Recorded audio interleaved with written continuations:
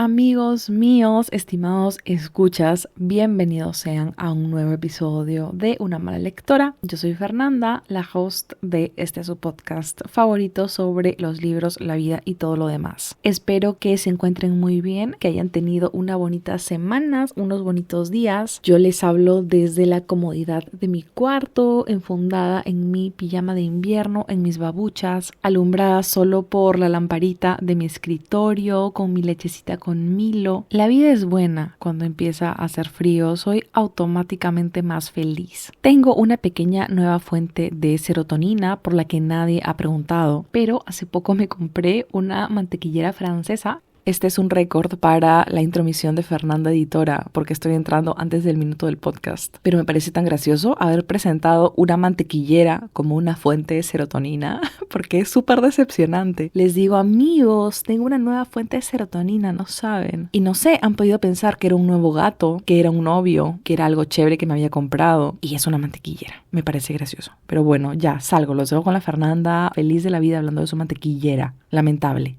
Que son estas mantequilleras que mantienen la mantequilla fuera del refri y no saben el placer que es meter mi pan al horno eléctrico, sacarlo crujiente y embadurnarlo de mantequilla blanda y ver así cómo se derrite sobre el pan. No tienen idea, realmente no tienen idea de la felicidad que me dan estos pequeños placeres de la vida. Yo soy muy feliz con mi mantequillera. Pido muy poco para ser feliz, en verdad, pero bueno, arranquemos ya con el podcast. Y a diferencia de casi siempre, ya tengo definidísimo el título de este episodio y me encanta. Las crisis existenciales que se sienten como auténticos descensos a la locura son uno de mis temas favoritos de leer. A mí me encanta presenciar a mujeres en este punto de quiebre tan particular, no porque me haga feliz el sufrimiento ajeno, sino porque me permite visitar lo más hondo de nuestra humanidad para jugar con nuestros límites, con lo que estamos dispuestos a hacer para intentar responder cuál es el propósito de todo esto, quiénes somos y qué rayos es lo que queremos hacer con nuestras vidas. En internet se genera mucha bulla alrededor de las sad girls y el female rage, las chicas tristes y la ira femenina, porque qué bonitas nos vemos sufriendo y llorando y gritando cuando la música de fondo la pone Lana del Rey, pero todo lo que nos lleva hacia ese momento no genera la misma bulla. Y en el episodio de hoy quiero hacer justo eso, hablarles de distintos personajes femeninos que atraviesan estas crisis existenciales que las convierten en mujeres desquiciadas cuando llegan sobre todo a este punto crítico de la adultez de tener entre 20 y muchos y 30 y pocos. Hablaré de precarización, de la complejidad de consolidar estos vínculos significativos, del capitalismo, de salud mental, de las relaciones humanas, del amor romántico y básicamente de todo lo que a las 2 de la mañana no te permite dormir. Y todo esto a la par que reivindicamos la importancia de personajes cuestionables,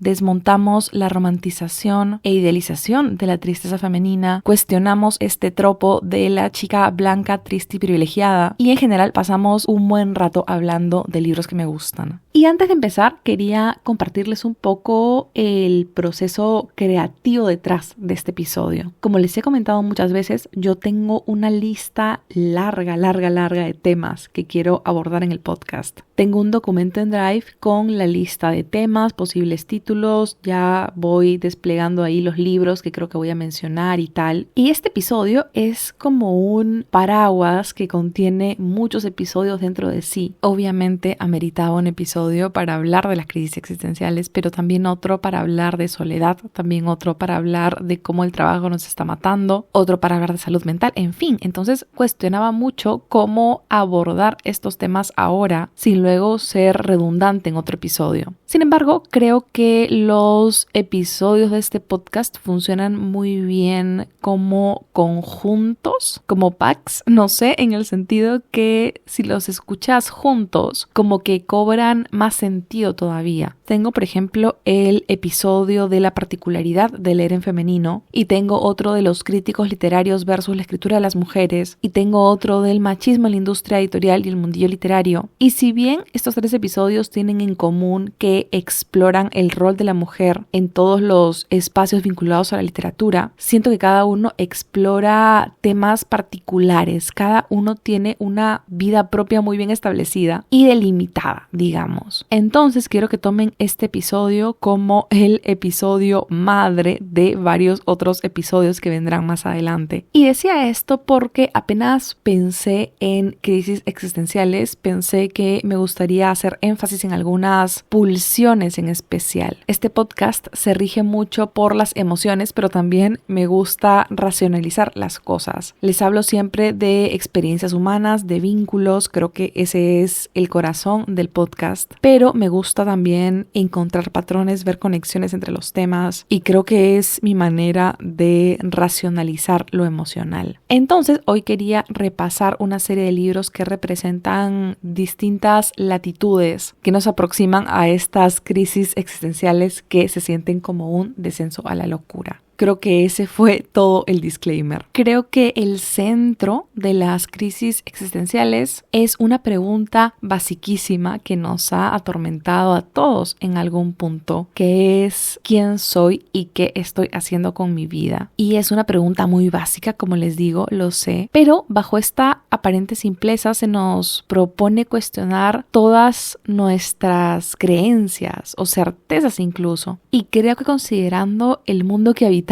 es un signo irrevocable de cordura preguntarnos quiénes somos y cuál es el sentido de todo. De hecho, si no te lo has preguntado nunca, es extraño. Algo pasa por ahí. Y es totalmente natural atravesar una crisis existencial, sobre todo en determinadas etapas de tu vida, como esta brecha que les comenté al inicio del episodio, que se da entre que tenemos 20 y muchos años y 30 y pocos. Hay un género que me encanta, que es el coming of age, tanto en libros como series o pelis, aunque la verdad yo casi no veo series ni pelis, yo vivo a punta de libros y anime. Pero este género se centra en retratar el crecimiento de un personaje o de varios personajes desde la infancia o adolescencia hacia la adultez, la joven adultez. Estas historias exploran todos los cambios que atravesamos entre esta etapa más formativa y esta otra que más o menos deslumbra o deja ver al adulto en el que nos vamos a convertir. Y como toda transición, esta incluye dolores, los famosos dolores del crecer, pero también grandes satisfacciones, desafíos, aprendizajes, en fin. Tengo un episodio del podcast titulado La ternura y la furia del fin de la infancia y justo exploro muchas novelas de este corte. A mí me fascina esta etapa de nuestras vidas, me fascina su tratamiento en la ficción y siento que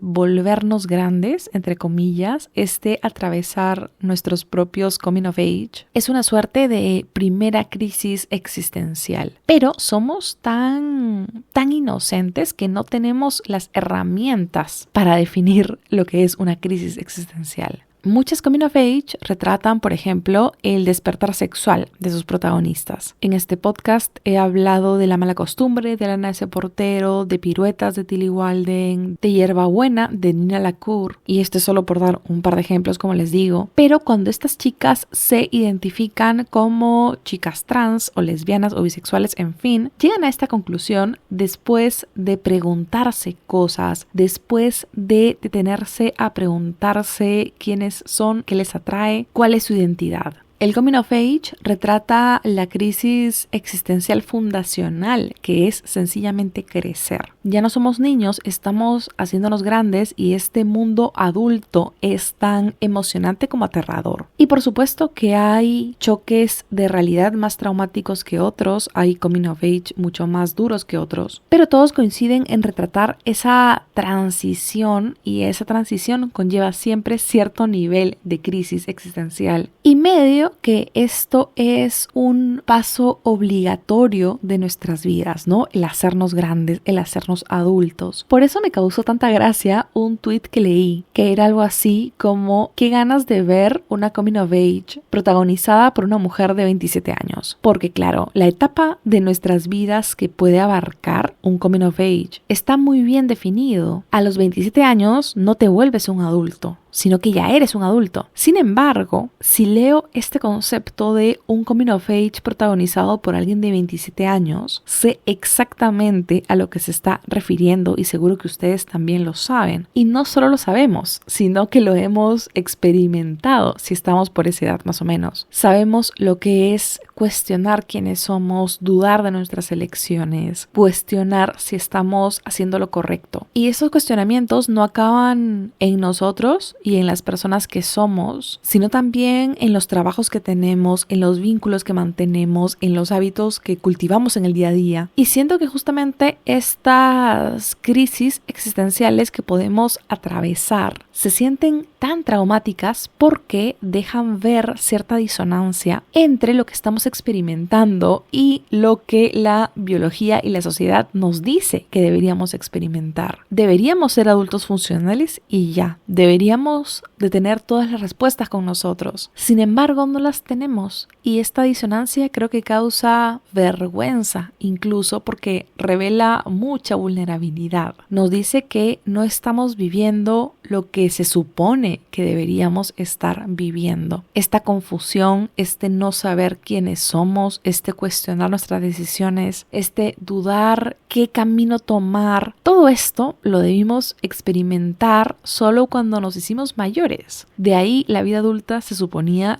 que tenía que ser más fácil, pero no lo es. Es natural que no lo sea y ahí es cuando empieza la crisis. Siento que durante los últimos años de nuestros 20 y primeros años de nuestros 30, como les decía, somos particularmente propensos a sufrir estas crisis existenciales. Y esto porque atravesamos muchos momentos clave. Pienso, por ejemplo, en el momento en el que terminamos la universidad y estamos desarrollando nuestras carreras y medio que nos sentimos estancados profesionalmente. O el momento en el que algunos de nuestros amigos se empiezan a casar y otros empiezan a formar familias. O también ese día en el que nos quedamos sin trabajo y todo parece más incierto que nunca. Porque somos jóvenes todavía, pero no somos tan jóvenes. Hay como una especie de trampa extraña que nos atrapa entre una adolescencia artificial y tardía y la adultez. No somos lo uno ni lo otro, entonces resulta natural que surjan cuestionamientos y dudas. Además, estos cuestionamientos no es que vengan solo de un flanco, sino que llegan de todas partes. Como les dije, hablo de precarización, del amor romántico, del capitalismo, de la soledad, de salud mental, en fin. Las crisis suelen ser la acumulación de muchas cosas, pero es verdad que todo nos afecta más cuando ya estamos golpeados. Y hay un pasaje mítico de La campana de cristal de Sylvia Plath que siento yo describe este sentimiento de no saber qué hacer con nuestras vidas. Y lo describe de manera sublime y no quería dejar de leérselos aunque fuese un poco largo. Aquí voy.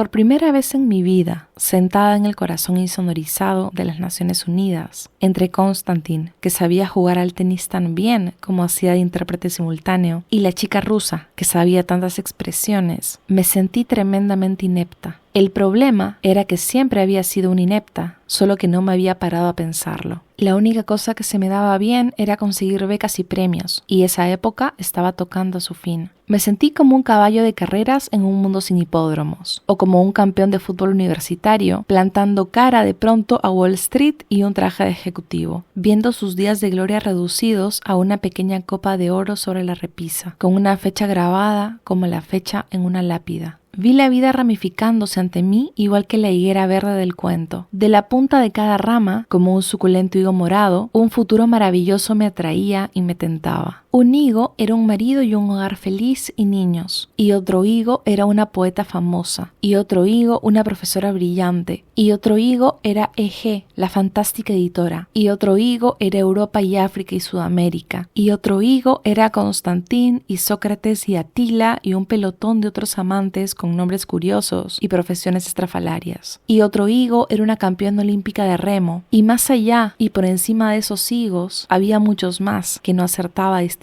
Me vi sentada en la horcadura de esa higuera, muriendo de hambre solo porque no podía decidir cuál de los higos deseaba. Los quería todos, pero elegir uno significaba perder los demás. Y mientras permanecía allí, sentada, incapaz de decidirme, los higos empezaban a arrugarse y a ponerse negros, y uno por uno caían en el suelo a mis pies.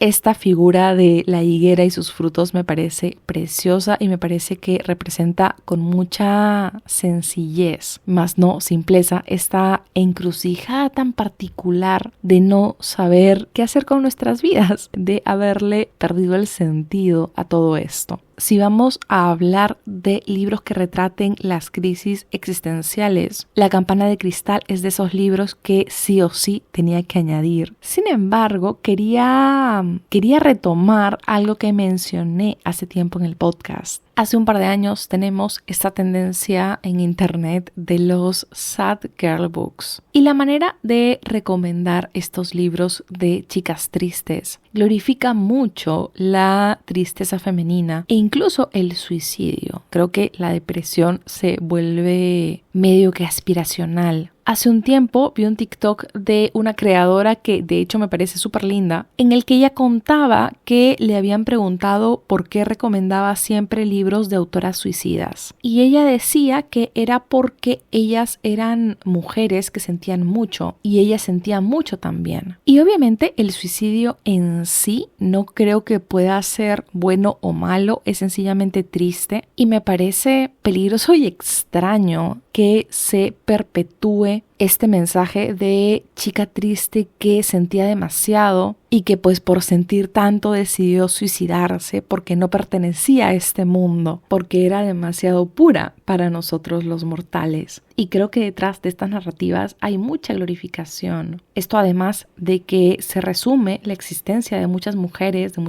escritoras y talentosas, a la forma en la que murieron, cuando ellas en vida fueron mucho más que eso. Creo que es bacán abrazar nuestras distintas emociones, pero no puedo señalar que es raro cómo hemos adoptado el sufrimiento humano como una parte fundamental de nuestra marca personal online. Volviendo a este TikTok, se añadía que estas chicas, por sentir mucho, habían sido justicieras sociales, ¿no? Y tal. Y se hacía énfasis en Sylvia Plath. Y esto cuando sus textos dejan ver racismo. Sylvia Plath es una excelente escritora, pero eso no lo vuelve una justiciera social. Ser racista en la década de los 60 era distinto que ser racista ahora. Sí, definitivamente. Sin embargo, en los 60s, que es cuando se publica La campana de cristal, ya estaba publicando sus libros Toni Morrison, ya estaba publicando sus libros Maya Angelou. El movimiento por los derechos civiles de los afroamericanos tenía a Malcolm X, tenía a Martin Luther King. Lo de Rosa Parks pasó en la década de los 50s y además habían autoras blancas como Harper Lee que sí eran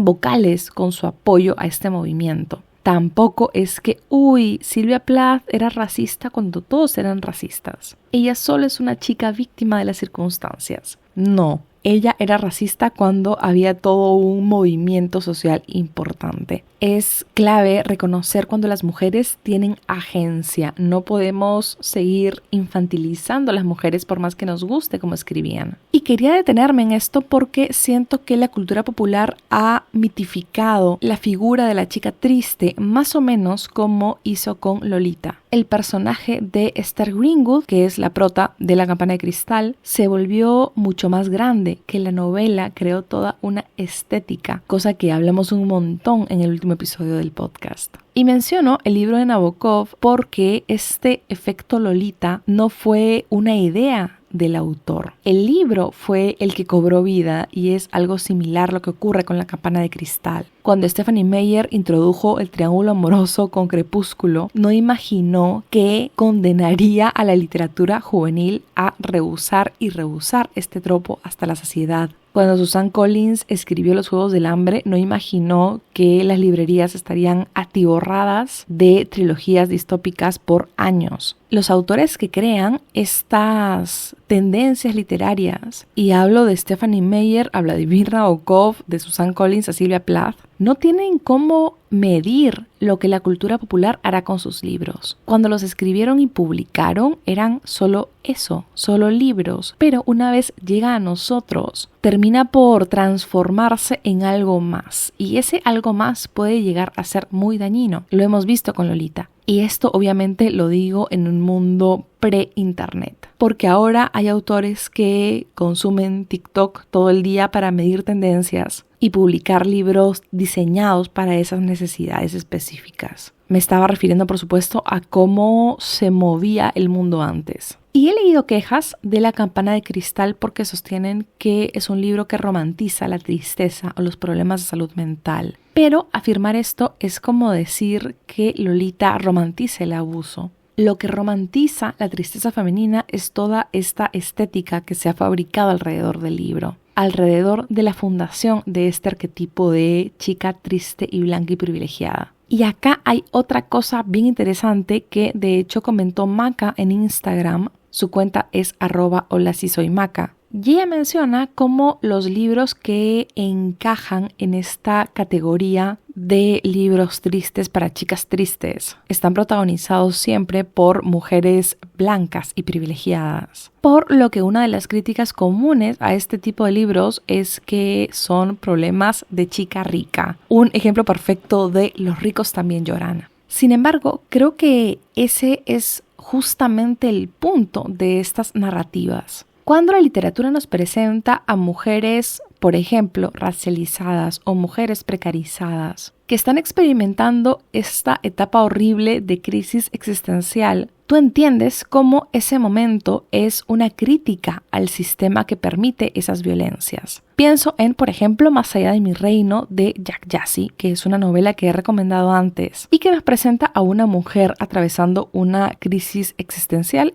/ un descenso a la locura. La prota está estudiando un doctorado mientras cuida de su madre, que atraviesa una depresión incapacitante desde que se murió su hijo. Y este hijo, el hermano de la prota, fallece a causa de una adicción. Él era un chico promesa del deporte hasta que se lesiona, le prescriben un analgésico y ello desencadena en una adicción que lo lleva a la muerte. Esta novela, por un lado, radiografía la crisis de los opioides en Estados Unidos. Observa cómo esta crisis perjudicó a gente que no era adicta, gente que no tenía ningún contacto con drogas. Además, también explora cómo se trata a las personas con adicciones, cómo se mueven estas en la sociedad. Para esto, Gifty y su familia son emigrantes ganeses, entonces también nos habla de migrar, también nos habla de violencia racista, también nos habla de salud mental por este tema que tiene la mamá de Gifty, que les digo. También hay un tema con la religión, en fin. En sí, el personaje de Gifty,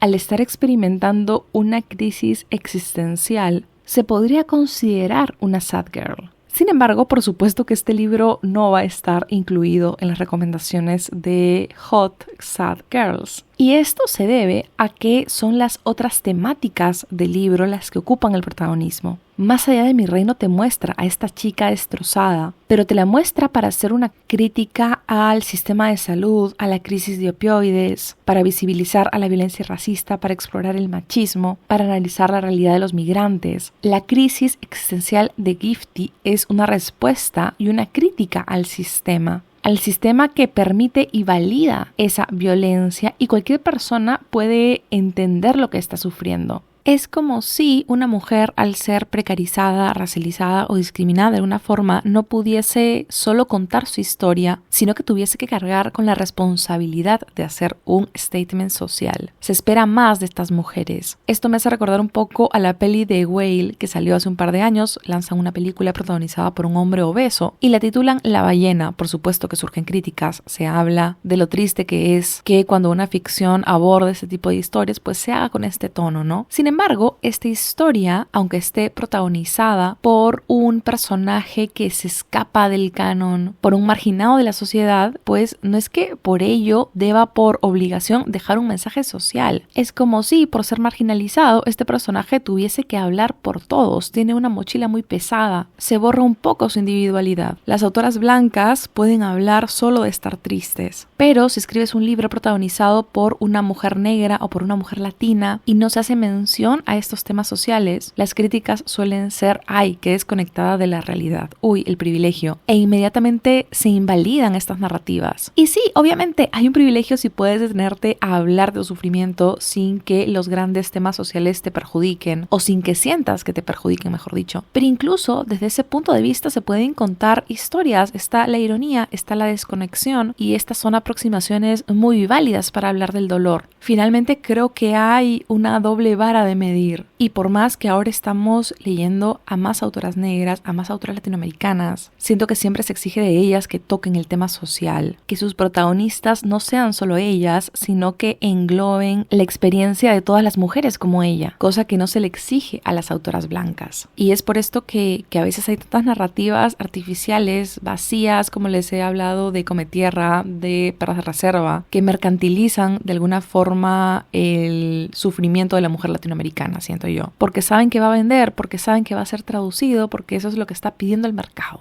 Volviendo un poco al hilo de la conversación. Como les digo, las chicas precarizadas o racializadas que experimentan una crisis existencial identifican con facilidad el origen de esta crisis, la violencia que el sistema normaliza o permite. Sin embargo, nos es más complicado señalar con la misma claridad el origen de la crisis cuando tienes todos los privilegios del mundo. Y ese justo es, siento yo, el punto de este tipo de libros. Retratar que incluso teniéndolo todo para ser feliz y estar satisfecho con tu vida, puedes ser terriblemente miserable. Y esa tristeza es válida también. Pienso mucho en Kurt Cobain cuando hablo de estos temas, porque era un pata talentosísimo, le estaba yendo muy bien, tenía no solo el cariño de la gente, sino también de la crítica, había tenido una hijita, era guapísimo, y tener todo esto no lo hacía sentir mejor. Y siento que es muy sencillo para la gente empatizar con esta figura del hombre torturado, del hombre que pese a tenerlo todo, aparentemente en realidad no puede llenar el vacío de su interior. Sin embargo, esta comprensión que tenemos con los hombres no la trasladamos a los personajes literarios femeninos que experimentan una tristeza similar. He leído un par de libros de estos que despiertan el tipo de crítica de ¡ay, problema de chica privilegiada!, ¿no? Una estrella en Goodreads. Cuando siento que ese es justo el objetivo de estas narrativas, el presentarnos a personajes femeninos que no son de ninguna forma heroínas, son muchas veces mujeres insoportables o incorrectas, que te demuestran que incluso teniéndolo todo, muy entre comillas, se pueden sentir tremendamente vacías y deprimidas. En Twitter, por ejemplo, siempre discuten quién la pasa más mal. Me acuerdo que cuando Bad Bunny lanzó la cubierta de su último disco, me parece, el de las sillas blancas, pues alguien le tomó foto a 2 sillas de plástico en su jardín y tuiteó algo como Bad Bunny retratando la verdadera experiencia latinoamericana.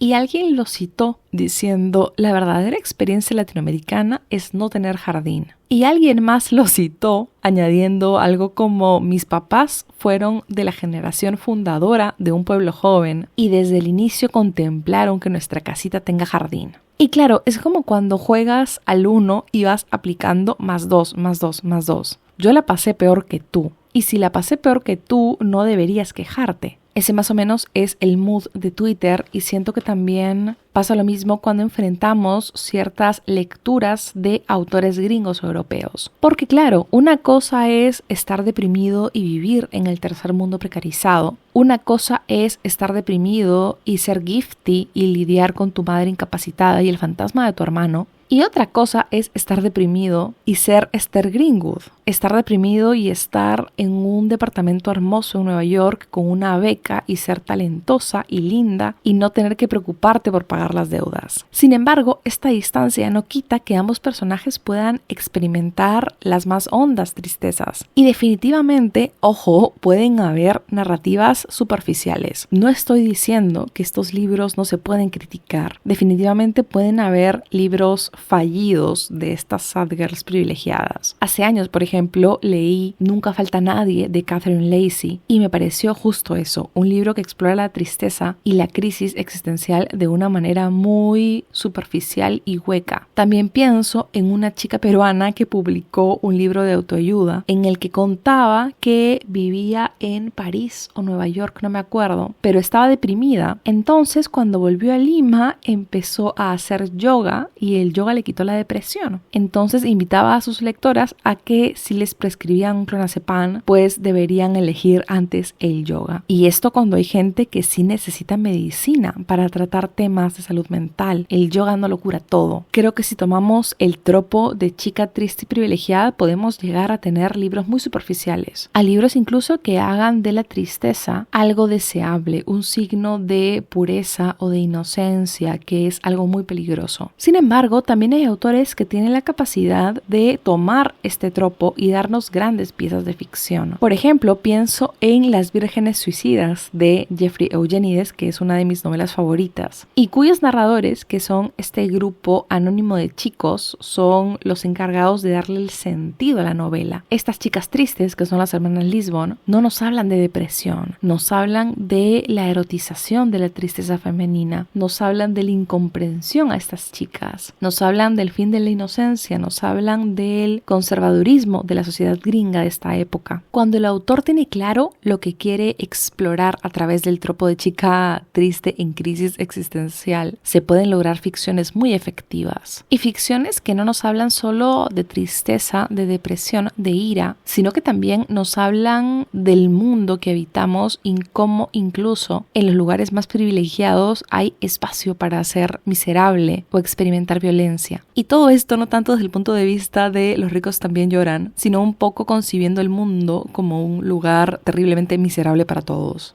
Y quería mencionarles tanto la idealización ciega por Sylvia Plath o por este concepto de autoras malditas, como también las quejas que estas narrativas pueden generar, para invitarlos finalmente a ser críticos, para recordarles que este es un mundo de grises, no es un mundo de blancos y negros, por más que estos discursos polarizantes del internet a veces lo olviden. Creo que La Campana de Cristal encaja en esta categoría de libros que les mencionaba, que toman el tropo de la chica en crisis existencial para darnos una novela sólida, una novela que explora de manera muy humana la soledad y la depresión. Sobre todo siento yo el lado del aislamiento, esta barrera invisible que formamos a nuestro alrededor cuando no tenemos las herramientas para explicar el dolor que estamos viviendo y que justamente le da el título al libro. Además, es una novela que definitivamente no es perfecta. Uno puede darse cuenta por algunos detalles del racismo de la autora, también de su gordofobia, y ambos vicios son una forma de ejercer violencia también. Sin embargo, creo que si han pasado más de 60 años de la publicación de este libro y los lectores y las lectoras sobre todo siguen resonando tanto con los temas generales que el autor explora, pues no lo podemos menospreciar. Creo que podemos concebir que es un libro que tiene aciertos y fallos, y los fallos hay que nombrarlos siempre. A propósito de La Campana de Cristal, lo que yo quería hoy día hacer era recomendarles otro libro de la autora titulado Mari Ventura y el Noveno Reino. En el 2019 se rescató el manuscrito de un cuento escrito por Sylvia Plath en el 52 y fue publicado en español por Literatura Random House con un prólogo de Mariana Enríquez, ilustraciones de Mónica Bonet y traducción de Eugenia Vázquez Nacarino. Es un cuento muy breve, no llega ni a las 60 páginas, en un formato muy chico además y con varias ilustraciones a página completa. Por eso el libro contiene una nota a la edición, estas ilustraciones, el prólogo de Mariana. Me corrijo, no es un prólogo, es un epílogo. Pero finalmente es todo relleno para que las editoriales se las puedan arreglar para vendernos libros de 30 páginas en formatos más caros. Pero como es una narración tan breve, debo ser muy cuidadosa con lo que les digo, así que me quiero limitar a decirles que es un cuento que nos traslada al vagón de un tren en el que Mari Ventura se dirige al Noveno Reino. ¿Qué es el Noveno Reino? Te estarás preguntando, y es lo mismo que algún personaje se pregunta. Y no te voy a decir qué es este reino porque realmente tampoco yo tengo la respuesta exacta. Esta es una narración muy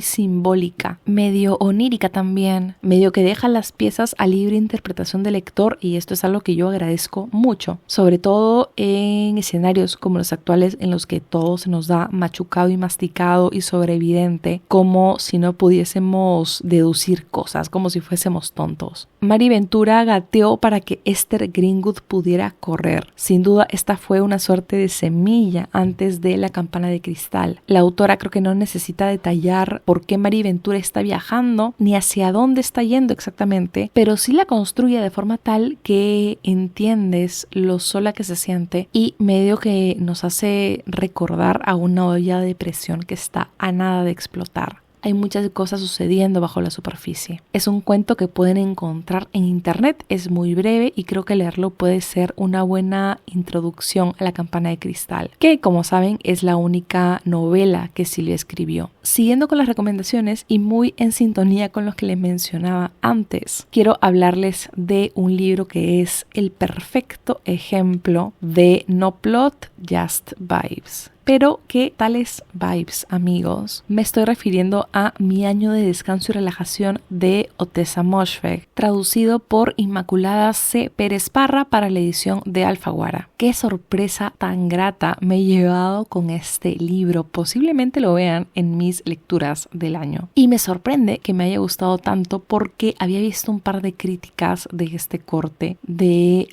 problemas de chica privilegiada. Pero esa es justo la gracia del libro. De hecho, es un libro tremendamente divertido. No esperaba reírme tanto con esta lectura, burlarme tanto, pero igual soy súper consciente de que no es una historia para todos. Creo que debes tener un humor bien pesado, un humor negro medio específico y absurdo por momentos. Pero creo que si funciona es justo porque la autora está muy consciente de la historia que te está contando y tienes que sumergirte en este mood para disfrutarla. ¿Y cuál es ese mood? Déjame que te cuente. Mi año de descanso y relajación nos lleva a la Nueva York del año 2000, a un bellísimo departamento en la zona más exclusiva de la ciudad. Y no importa la hora a la que te asomes por este depa, lo más probable es que veas a su inquilina durmiendo en lo que ha autodenominado su año de descanso y relajación. Esta mujer sin nombre, que es nuestra narradora y también es la protagonista de este libro, toma la extrema decisión de aislarse en su departamento para hibernar, básicamente. De hecho, hay un episodio de Bob Esponja que lo explica cuando Arenita se va a hibernar. Esta mujer pierde su empleo y decide dedicarse a dormir. De hecho, toma drogas prescritas para eso. Y todo ello con el objetivo de alcanzar una suerte de transformación espiritual. Y la autora es muy autoconsciente de lo absurdo de la situación, como les decía, y por eso es que este libro funciona tan bien. De hecho, el epígrafe es toda una declaración de intenciones. Por si no lo recuerdan, el epígrafe es una frase que se pone al inicio de un libro y medio que captura el espíritu de esta ficción. Y el epígrafe de esta novela es un fragmento de una canción de Joni Mitchell que dice así: si eres guapa o rica o tienes suerte, quizás rompas con las leyes de los hombres, pero contra las leyes internas del espíritu y las leyes externas de la naturaleza, nadie puede. No, nadie puede. Que para este libro se traduce a algo así como: no importa que seas guapa y adinerada y hayas estudiado y tengas un buen trabajo en Nueva York, hay cosas de las que no podrás escapar y te harán sentir absolutamente miserable. Esta novela es una crítica a la industria farmacéutica detrás de la salud mental, también a la artificialidad del sector dedicado al arte. Además, la autora toma muchas referencias a la cultura pop de finales de los años 90, inicio de los 2000, para llevarlos a terrenos inesperados, podría decir, para no caer en spoilers. La protagonista puede caerte bien o mal, de hecho a mí me parece una tarada, pero su construcción es muy coherente. Y pese a que ninguno de nosotros, creo, podría darse el lujo de sencillamente dejar de trabajar para tomarse un año de invernación, hay muchas cosas que la narradora te plantea con las que es muy fácil sentirse identificado si has atravesado también una crisis existencial. La autora retrata con mucho cinismo la apatía, la indiferencia, la soledad, también cómo la depresión nos puede conducir a tomar decisiones tremendamente autodestructivas. Esto me hace recordar cómo la mayor parte de suicidios de hombres se dan con el uso de armas de fuego, mientras que el método más común entre mujeres es el envenenamiento. Este dato tan triste nos habla mucho de cómo las mujeres, incluso en el punto más bajo y triste que podamos imaginar, tenemos compasión por el otro y queremos evitar ese trauma de enfrentar a alguien a nuestro cuerpo destrozado. Entonces preferimos sencillamente autodestruirnos a nosotros. La protagonista está dormida la mayor parte del libro, como les digo, está drogada casi siempre. Entonces, como lector, uno no sabe hasta qué punto creer lo que te está contando. Tienes que ser muy consciente de quién es la narradora. Además, hay un momento en el que empieza a tener episodios de sonambulismo, hace cosas que no recuerda. Estas drogas obviamente causan estragos en este estilo de vida que ha decidido llevar. Y por más que nosotros interpretaríamos esto como señales para detenernos, la protagonista siente que son solo indicativos de que va perfectamente arrumbada hacia su transformación espiritual. Creo que por más distancia que podamos tener con la vida de la narradora, hay sensaciones muy universales. No saber qué hacer con nuestras vidas, este deseo de que a la mañana siguiente amanezcamos en una realidad diferente a la nuestra, caer en un loop de malas decisiones que solo nos hacen más daño a nosotros mismos, odiar tu vida o odiar a quien te has convertido. Este descontento generalizado, la autora lo narra muy bien, porque además también nos deja ver partes de su pasado que nos revelan la mujer que era, y estas piezas creo que complementan muy bien al personaje porque te dejan ver esa vulnerabilidad que ahora no se permite sentir porque sencillamente no siente nada. Y este estado al que la llevan las drogas lleva a nuestra protagonista a estar balanceándose en esta dualidad que le da título al episodio. Sin duda está viviendo una crisis existencial, pero también está descendiendo la locura. Esta es una novela sobre la soledad, sobre lo difícil que es consolidar vínculos humanos significativos, sobre el trauma familiar. No quiero caer en spoilers, pero me encanta cuando la autora explora la relación de la protagonista con sus papás. Hay un pasaje de Daddy Issues espectacular. También me encanta la relación de la prota con Reva, que es su amiga, pero amiga muy entre comillas. Es una relación que tiene reminiscencias de Lina y Lenu, las icónicas protagonistas de La amiga estupenda. También disfruté mucho de la mirada de la autora del amor romántico. Perdónenme chicos, pero me encanta cuando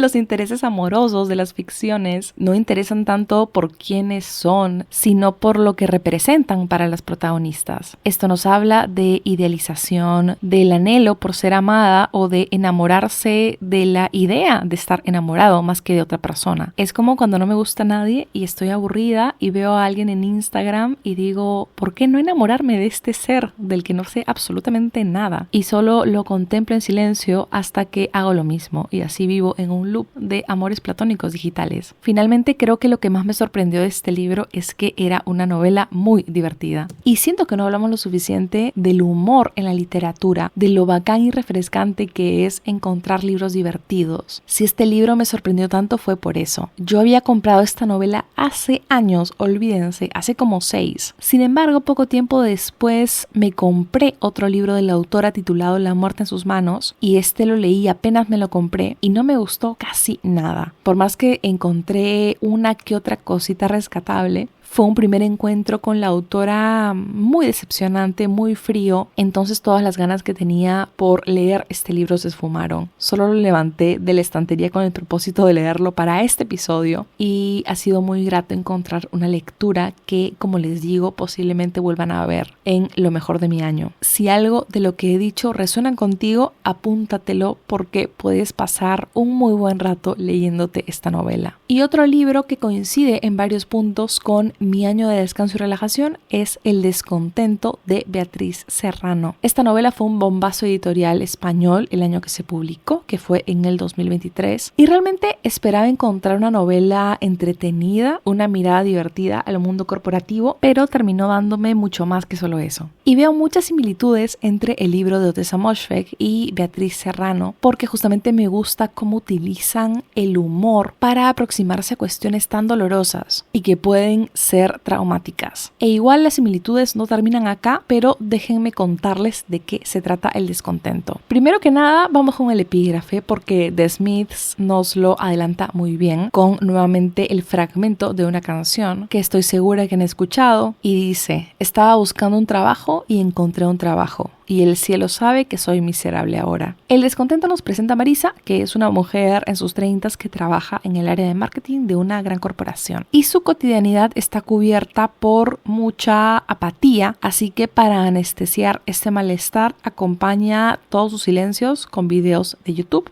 y sus buenas dosis de benzodiazepinas, que son fármacos para la ansiedad. Así como la protagonista de Ottessa Moshfegh, Marisa tiene todo lo que muchas podríamos desear. Tiene un trabajo que le exige muy poco, tiene un departamento lindo en una buena zona de Madrid, es guapa, es joven, sin embargo está tremendamente deprimida. Y este descontento siento que imprime de superioridad a estas mujeres. Ambas se sienten muy inteligentes porque han visto la verdad, no han caído en la mentira que es el sistema, siempre buscan dejar en claro que no son como las demás, por lo que pueden caer muy antipáticas, pero me parece totalmente intencional que lo sean. Leí una reseña de odio a este libro que me hizo mucha gracia, porque decía algo así como: es que no puede ser que la protagonista de este libro sea tan hipócrita, porque se queja de las horas extra que da de sus compañeros, pero ella es una vaga en su chamba y que no sé qué. Y justamente esa es la gracia. La autora crea este personaje que mira a todos los demás como si fueran unos imbéciles, mientras se jacta de ser distinta que el resto, mientras que su personalidad se basa en ver videos de YouTube mientras almuerza. Es todo una sátira, es muy autoconsciente de eso. Así como el libro de Ottessa, tienes que entrar a la narrativa con ese chip. Y con esto no digo que no hay espacio para la crítica, por supuesto que si no te gusta el libro no te gusta, no pasa nada. Sin embargo, creo que este tipo de críticas es como si yo fuera a ver Wicked y me quejara de que hay muchas canciones cuando es un musical. Y nuevamente, una cosa que he repetido mucho en el podcast: la literatura no es aleccionadora, no te debe una moraleja. Los personajes no deben ser perfectos para poder ser buenos narradores. Hay un pasaje del libro en el que Marisa comenta que ni su médico ni su terapeuta entendían que no era que el trabajo le causara estrés, sino que el hecho de tener que trabajar la tenía destrozada. Y nuevamente, el privilegio, yo sé, pero me parece muy interesante y válido también que se rescate cómo es que no necesitamos demasiadas razones para odiar nuestros trabajos, porque en sí la dinámica de entregar nuestras vidas a cambio de dinero ya es deprimente de por sí. Nuevamente, competencia de tragedias en Twitter. Si tú estás devastada por tener ese buen trabajo, ¿cómo debería estar yo por tener este trabajo de mierda? Pero finalmente no podemos perder de vista que hacer una crítica a la cultura del trabajo en sí puede resultar muy interesante, y es lo que hace este libro. Marisa siente un descontento generalizado, no entiende cuál es el propósito de todo, la enferma el mundo corporativo del que expresa, y este hartazgo nos permite leer una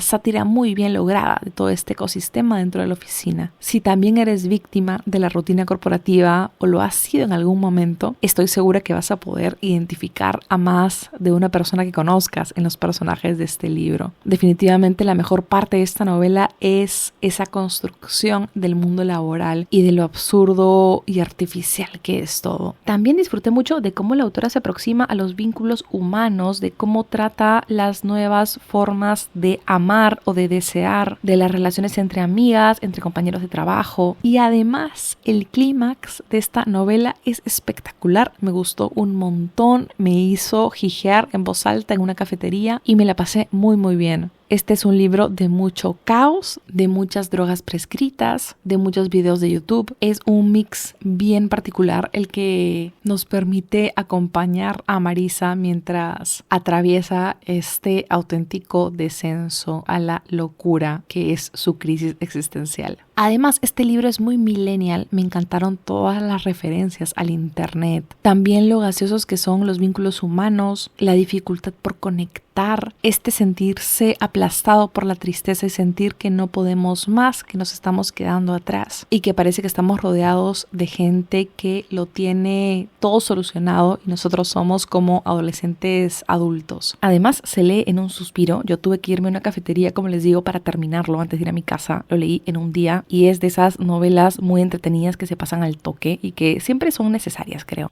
Amigos, hola, van a notar un cambio en el audio porque ahora es de mañana y capaz escuchan los pajaritos. Lo que pasa es que ayer empezaron a pasar muchos helicópteros, entonces ya dejé de grabar y cuando dejaron de pasar los helicópteros ya estaba con sueño y sonaba medio somnolienta, entonces mejor dejé para grabar hoy día en la mañana. Pero les aviso por si escuchan los pajaritos o sienten el audio un poco diferente porque cuando grabo temprano la acústica es medio distinta. Pero retomando un poco el orden del episodio, les había hablado de El descontento y eso me lleva a otro libro de otra autora española, esta vez una novela gráfica, y me estoy refiriendo a Rotunda de Candela Sierra. Hace un par de episodios hablé de la precarización laboral en La voz de nuestra generación es el grito de una chica nacida en los 90s y mencioné, por ejemplo, cómo la precarización nos infantiliza. Si nos pagan poco, si la vida se encarece, si alquilar departamentos se vuelve imposible, medio que se acumulan las papeletas para que independizarnos sea más complicado. Y el asunto no es solo vivir con nuestros padres, sino también el tema de formar nuestras familias o de tener más libertad respecto a las decisiones que tomamos. En Rotonda conocemos a una licenciada de Bellas Artes que busca desesperadamente un trabajo que le dé estabilidad económica. Al inicio del libro está chambeando como camarera, pero luego deja ese trabajo porque encuentra una plaza en un estudio de arquitectura. Y entrar a este mundo corporativo le revela cómo detrás de este famoso discurso de somos una familia y de este Spanglish tan impostado para las charlas corporativas, pues se dejan ver dinámicas tan abusivas, tan violentas y tan machistas también. En el episodio que les digo, me acuerdo que hice mención a Rotunda porque me parece que la autora retrata con mucha agudeza este desencanto que muchos experimentamos cuando empezamos a trabajar en estas grandes empresas. Desde afuera se ve todo maravilloso. La prota del libro odia su trabajo como camarera. De hecho, las viñetas de ella en ese trabajo me parecen espectaculares, me gustaron mucho más que el resto del libro. Y entrar a esta empresa supone un halo de esperanza en su vida y una vez dentro se da cuenta de que esa tierra prometida no era más que un espejismo. Como les decía, la crisis existencial afecta las distintas dimensiones de nuestras vidas. Estoy hablando de vínculos humanos, de vínculos familiares, satisfacciones personales, salud mental, etc, etc, etc. Y me gusta mucho leer cómo la precariedad repercute en todas ellas. Esta es una novela gráfica que me gustó. El estilo de ilustración también me pareció un monstruo, pero igual les aviso que Candela Sierra tiene un humor más evidente que Ottessa Moshfegh y Beatriz Serrano. No sé cuál sería la palabra realmente, pero a ver, creo que Ottessa y Beatriz te plantean situaciones que perfectamente podrían ocurrir,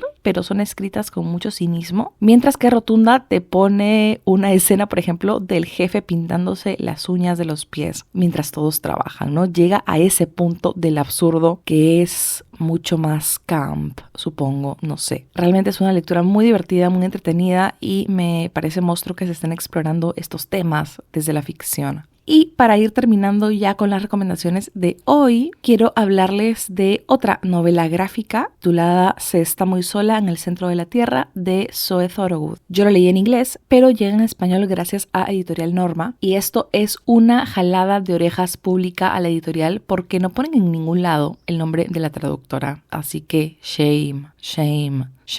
Pero bueno, este libro es un memoir gráfico que documenta la vida de la autora durante medio año. Y un medio año bastante duro porque ella atraviesa un momento crítico en su salud mental que la lleva a luchar día a día para sobrevivir básicamente. Al momento de publicar este libro, la autora tenía 23 años. Me parece que el lapso de tiempo que abarca este libro es desde que ella tiene 21 y va para los 22. Y para este momento ella lleva como 9 años lidiando con depresión y pensamientos suicidas. Y este libro es una materialización de todos sus pensamientos oscuros, de todos sus pensamientos intrusivos, de cómo ha sobrevivido tantos años cargando el monstruo de la depresión. Y pese a que el libro es muy breve porque tiene algo de 190 páginas y además es un cómic, se suele leer mucho más rápido que un libro tradicional entre comillas, pues pese a esa brevedad no es un libro ligero, no es una lectura ágil, por el contrario me parece que es una novela gráfica bastante densa. Y esto no solo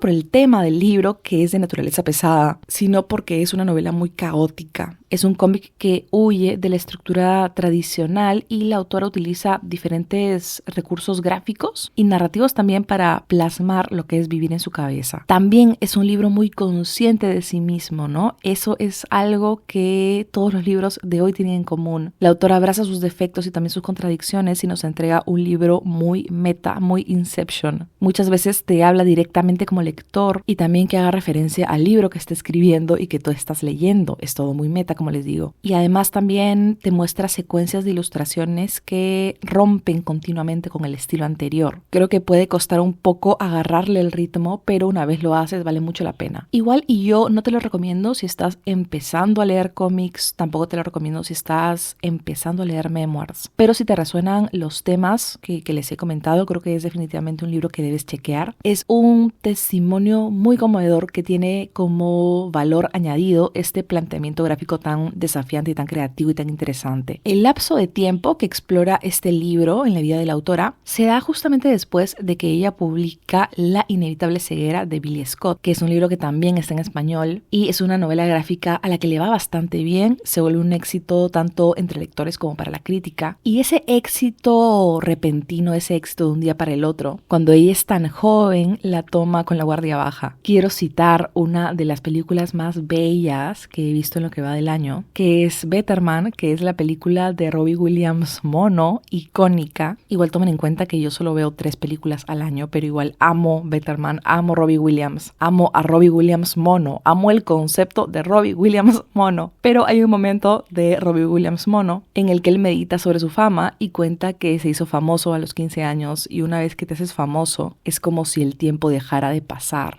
Es como si te quedaras en unos 15 años eternos. Y medio que algo así le pasa a esta autora, ¿no? Llega el síndrome de la impostora, llegan las dudas sobre su carrera profesional, sobre su arte. De hecho, cuando lo leí, sentí que la autora, al haber conocido el éxito desde tan joven y haber tenido igual una vida tan complicada por estos temas de salud mental, pues yo sentí que la autora medio que quemó etapas y vivió su crisis de los 30 a los 22. Es una chica muy joven, pero esa juventud no quita lo pesada que es la mochila con la que carga todos los días. Y algo muy valioso de esta novela gráfica es cómo te plantea que el arte nos puede servir para ponerle orden a nuestro caos y cómo el arte puede ser una vía de catarsis, una vía para llegar a la libertad. Y además representa para la autora un poco el inicio y el final de la crisis, porque es su talento el que la lleva a publicar y ser presa de su propio éxito, pero es también ese talento el que la empuja a salir de este círculo vicioso y también a expresar su dolor mediante los cómics. El cierre del libro es muy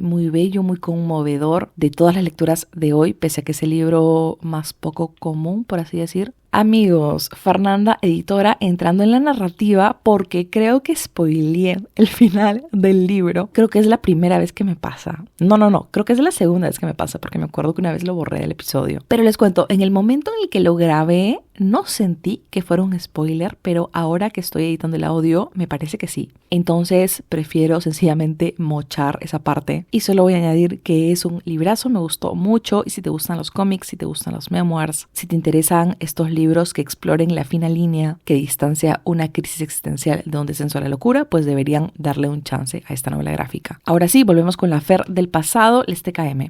Finalmente, amigos, si son escuchas asiduos de este podcast, sabrán que he recomendado muchos más libros que exploran este tema. Sin embargo, odio repetirme a mí misma, no quiero repetirles y recomendarles siempre los mismos libros. El primero que se me viene a la mente, por ejemplo, es La vegetariana de Han Kang, que sin duda explora de manera magistral y con mucha crudeza este balanceo entre la crisis existencial y el descenso a la locura. Y sobre todo juguetea más por el lado de perder la cordura, cosa que siempre se agradece. Es uno de mis libros favoritos, me alegra mucho que la autora haya ganado el Nobel porque a partir de eso la están leyendo un montón y eso creo que es siempre una alegría. También pienso en varios libros que he recomendado mucho en el podcast, pienso en Paraíso Podrido de Jenny Val, En la Casa de los Sueños de Carmen María Machado, En Ceniza en la Boca de Brenda Navarro, En Amarilla de Rebecca Kuang. Estos 4 libros exploran distintas dinámicas humanas que repercuten tremendamente en la vida de los protagonistas y las llevan a cuestionar muchas cosas más allá de estos vínculos, se replantean cuestiones muy personales, dejan ver también temas que no han solucionado hasta ese punto de sus vidas. Creo que las 4 protagonistas de estas novelas, aunque abro paréntesis, estoy tomándome una licencia al definir La Casa de los Sueños como una novela, porque es un libro bastante experimental, pero todas estas 4 protagonistas están en un punto crítico de sus vidas, están solas, están comprendiendo el mundo que se reinventa ante sus ojos, están medio que atravesando una segunda adolescencia y poniendo en duda algunas certezas que las habían acompañado siempre. Siento que justo esto es lo más interesante de estos libros, la potencia de sus protagonistas. Y no solo me refiero a estos últimos 4, sino a todos los libros que les he mencionado hoy día. Creo que admitir que no estamos bien es muy difícil. Admitir que no sabemos qué estamos haciendo ni qué queremos hacer requiere que mostremos mucha vulnerabilidad. Pero no podemos perder de vista que tener crisis existenciales es una señal de que mantenemos la cordura. Y esto porque estamos viviendo en un mundo súper dependiente del internet, fragmentados entre nuestros yo reales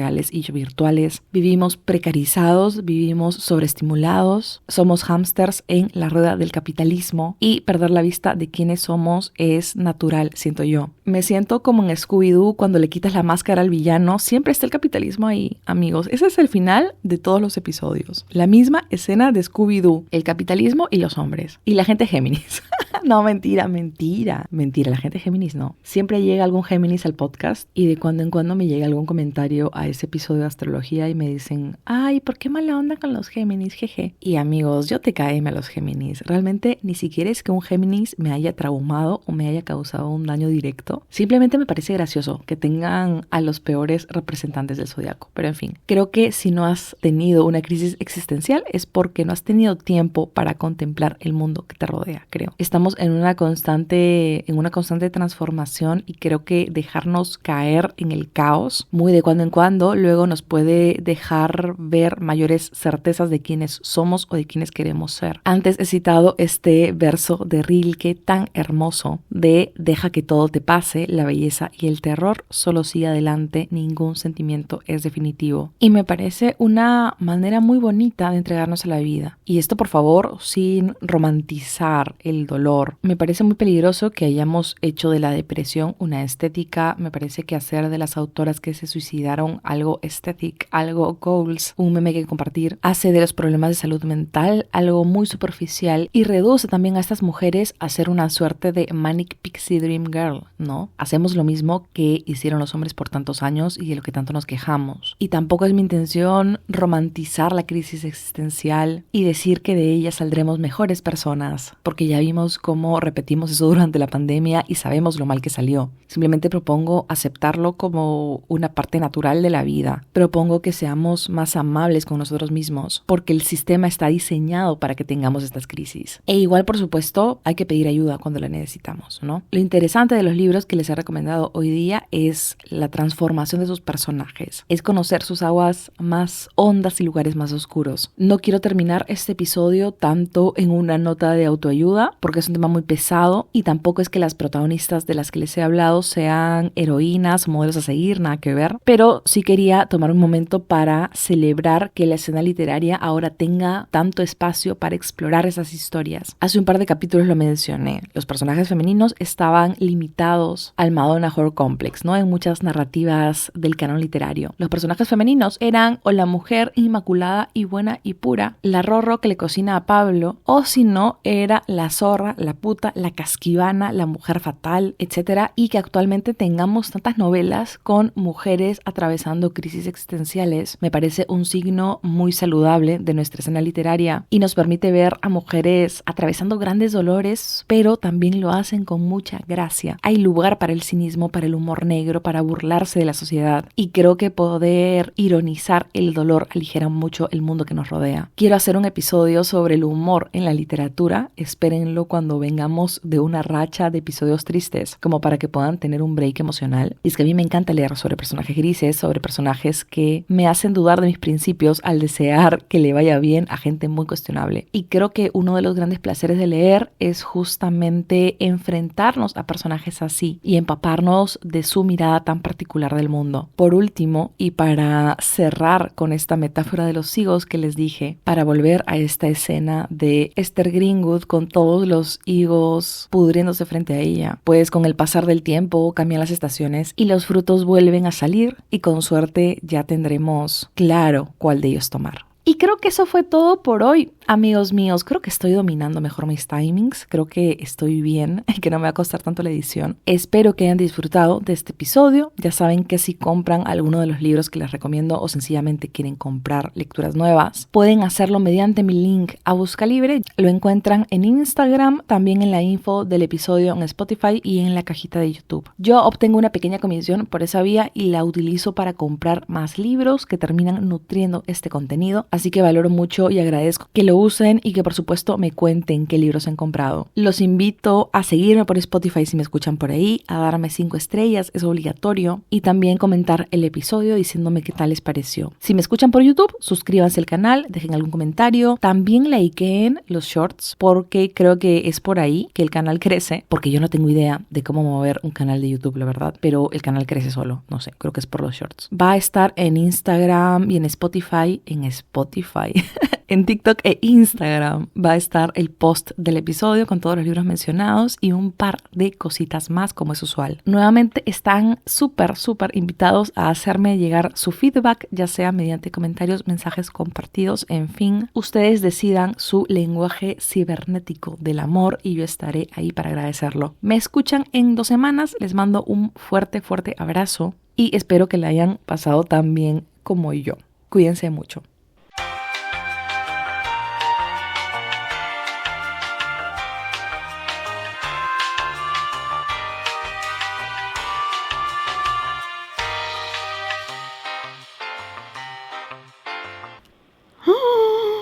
Amigos, mi amor platónico me acaba de enviar un TikTok de un gato. Me ama, es obvio.